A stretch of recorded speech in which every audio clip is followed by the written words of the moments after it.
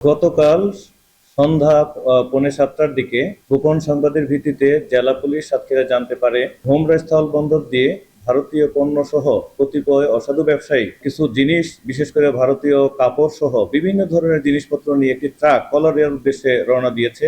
এই সংবাদ প্রাপ্তির সাথে সাথে জেলা পুলিশের ডিবির একটি চৌকস দল পুলিশ ইন্সপেক্টর নিজামুদ্দিন মোল্লার নেতৃত্বে একটা অভিযান পরিচালনা করে। কলারোয়ার দিকে যখন এই টিম ধাওয়া করে তখন ট্রাকটি গতি রোধ করলে এই ট্রাকের ড্রাইভার পালিয়ে যায় এবং হেল্পার সহ ট্রাকটিকে জব্দ করা হয় এবং জব্দকৃত বিভিন্ন মালামাল সেখানে জব্দ করা হয়। তার মধ্যে কাপড় ছিল, শাড়ি, জর্জেট কাপড়, চায়না ক্লে পাউডার এবং বিভিন্ন ধরনের কেমিক্যালস, এই সমস্ত দ্রব্যাদি ট্রাক থেকে পাওয়া যায়, যার আনুমানিক মূল্য 1,20,20,600 টাকা। একটি ট্রাকে করে মূলত এই বিশাল পরিমাণ পণ্য, এটা ঢাকার উদ্দেশ্যে আমরা ধারণা করছি, ঢাকার উদ্দেশ্যে এই পণ্যগুলো নিয়ে যাচ্ছিল। তাতে সরকার বিপুল পরিমাণ রাজস্ব বঞ্চিত হচ্ছে এই চোরা কারবারিদের মাধ্যমে।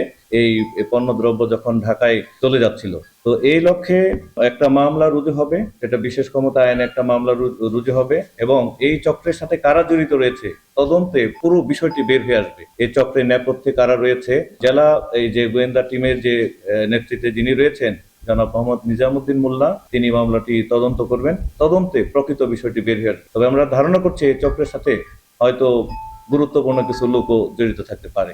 আমরা আইনের আওতায় এই সমস্ত ব্যক্তিদেরকে আইনের আওতায় নিয়ে আসবো।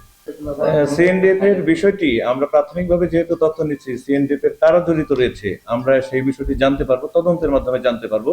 তো প্রাথমিকভাবে দেখা যায় মেসার্স রিহাব ট্রান্সপোর্ট এজেন্সির একটা গাড়ির মাধ্যমে এই মালামালগুলো এসেছে। সেখানে একজন যে হেল্পার, তার নাম মফিজুল ইসলাম, সে গ্রেপ্তার রয়েছে। তাকে জিজ্ঞাসাবাদ করলে এই চক্রের কারা কারা জড়িত রয়েছে আমরা পরবর্তীতে জানতে পারবো। যেহেতু এটা কেবলমাত্র মামলা শুরু হবে, সেই ক্ষেত্রে আমরা প্রকৃত বিষয়টি বলতে পারছি না। তদন্তে প্রকৃত যারা জড়িত আছে সবকিছু বেরিয়ে আসবে।